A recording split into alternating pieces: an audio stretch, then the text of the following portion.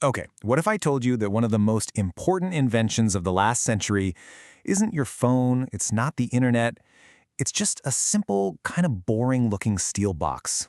Seriously, this one invention completely rewired our planet, and you probably see them all the time without even noticing. So, let's get into it. I mean, seriously, just look at the stuff around you right now. Your phone, probably assembled in China with parts from Korea. Your sneakers, they might have come from Vietnam. So how did all of that stuff travel thousands of miles across the ocean to get to you and still be affordable? Well, the answer is that simple steel box we were just talking about. All right, to really get why this box is such a huge deal, we gotta rewind. Let's go back to a world without it. And trust me when I say, getting anything from point A to point B back then, it was a complete and total nightmare. So before the 1950s, pretty much all shipping was done using a method called break bulk. Now that's just a fancy term for a really, really slow process. It meant that workers, called longshoremen, had to physically carry every single item. I'm talking every sack of coffee, every crate of bananas, and pack it into the ship's hold one piece at a time. Just imagine playing a giant, super frustrating game of Tetris, but with really heavy, awkward objects. And as you can imagine, this old system was just a total disaster. A single ship could sit in port for more than a week just getting loaded. That cost an absolute fortune in labor and port fees. Plus, with so many people handling the cargo, things were constantly getting broken or, just disappearing right off the docks. Shipping was so incredibly expensive that it really only made sense for super valuable luxury items. The whole system was just completely stuck in the past. It was crying out for someone with a fresh pair of eyes to see a totally different way of doing things. And funny enough, that person wasn't a shipping expert at all. So, meet Malcom McLean. He wasn't a sailor, he wasn't some big shipping tycoon. He owned a trucking company, and he was just so tired of sitting at the port for days on end, just watching his truck's cargo get slowly, painfully unloaded, one piece at a time. And he just kept thinking, there has to be a better way. His big idea was one of those why didn't I think of that moments. It was so simple, but so brilliant. He thought, instead of unloading the truck, why not just load the entire box from the truck right onto the ship? He took that idea and developed it into a strong, stackable steel box that could be lifted right off its wheels. He then bought an old oil tanker, changed it up so it could carry these new boxes, and on April 26, 1956, the very first container ship set sail. And that one trip, well, it kicked off a revolution. Okay, so McLean's idea was genius, right? But for it to really change the world, there was one more massive hurdle to overcome. Basically, everyone needed to get on the same page. See, at first, every shipping company made its own boxes in all different sizes. It was just total chaos. A box from one company wouldn't stack on a ship from another company or wouldn't fit on a train in a different country. The solution, again, was simple but an absolute game changer.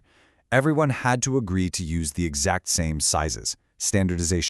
So the world settled on a standard unit called the TEU. That stands for 20-foot equivalent unit. All it means is that the standard box is 20 feet long. That's it. Most of the containers you see out there are either 20 feet long, which is 1 TEU, or 40 feet long, which is just 2 TEUs. And this universal standard, this is the magic key. It's what makes the entire global supply chain click together perfectly, kind of like Legos. And now, with the standard box that could go on any truck, any train, any ship, anywhere in the world, the entire economic map of the planet was about to be redrawn, and the change was way faster and way bigger than anyone could have possibly imagined. Okay, you gotta listen to this, because this is the number that changed everything. Before containers, it cost about $5.83 to load 1 ton of cargo onto a ship. After containers, 16 cents. Just 16 cents. That is a staggering price drop. It almost made the cost of loading a ship vanish. All of a sudden, distance just didn't matter as much anymore. Think about it like this. It suddenly became cheaper to ship something all the way across the Pacific Ocean than it was to drive it a few hundred miles down the highway. The world's oceans, which used to be this huge barrier to trade, were basically transformed into superhighways, a global conveyor belt for everything. And this kicked off a massive chain reaction. Suddenly, companies could build their factories wherever labor was cheapest, not just where their customers lived. This led to a boom in building gigantic new ships. We're talking vessels that can carry over 20,000 containers at once. Ports had to be totally rebuilt with these enormous cranes and automated systems. Oh, and because those steel boxes were sealed shut at the factory, theft and damage basically plummeted. So what's actually inside these millions of boxes crisscrossing the globe? Well, literally everything. Your electronics, your clothes, even your food. They even have these special refrigerated containers, people in the industry call them reefers, and they're basically giant refrigerators that travel on the sea, keeping things like fruit and meat fresh, all the way across the world. Now, this whole system is pretty amazing, but it is not perfect.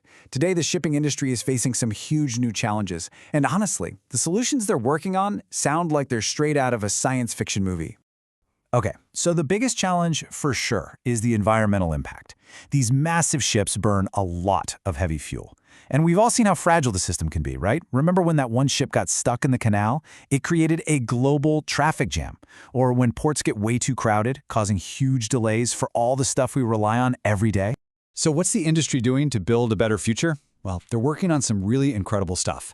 To get cleaner, they're developing new fuels and even testing, get this, giant kites to help pull ships using wind power. To get smarter, we might soon see autonomous ships. Yep, basically giant self-driving boats. They're also finally getting rid of all the old paperwork and going digital to speed things up. And ports are getting more and more automated, using electric robotic cranes that are way faster, safer, and cleaner. So, the next time you open up a package that came from halfway around the world, just take a second to think about the simple steel box that made it all possible. It's just a powerful reminder that sometimes the most revolutionary ideas are the ones hiding in plain sight. It really makes you wonder, doesn't it? What's the next simple idea out there just waiting to change everything all over again?